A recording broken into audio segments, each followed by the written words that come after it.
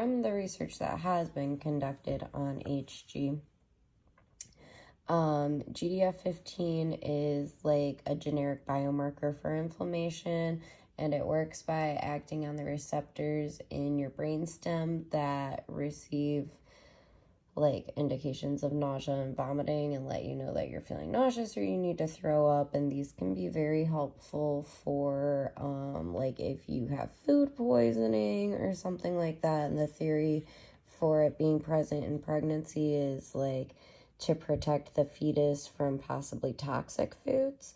But some people have a lower baseline of GDF15 to begin with, and the people who have a lower baseline are found to not really have as much of an issue with HG as those who have a lower baseline are found to have more of an issue with it, with HG during pregnancy than those who have a higher baseline of GDF15 pre-pregnancy.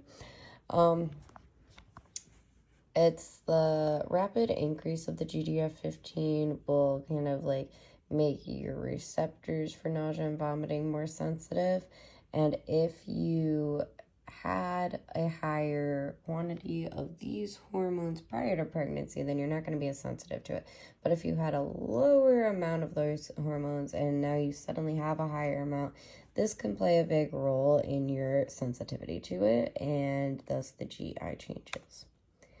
My take-home message would be that HG is not just morning sickness. It is much more intense, much more severe than morning sickness, and it can cause genuine health and safety concerns to both the fetus and the person who is pregnant. Now, why we don't have much research being done on the root cause of HG is interesting. In other countries, they are doing research on the root cause being this GDF15 and kind of like working with the idea that you can do like hormonal therapy to mitigate these symptoms with like by injecting GDF15 pre-pregnancy, so it wouldn't work for people who aren't like planning their pregnancies. But if you are like ahead of time planning your pregnancy, then you could do like this hormone treatment with the GDF15 that would in theory make you less sensitive to it while you're pregnant, and then kind of minimize symptoms during pregnancy. But it is different than morning sickness. Morning sickness usually plateaus by 10 weeks because that's when the increase in these hormones plateaus, and HG continues on after.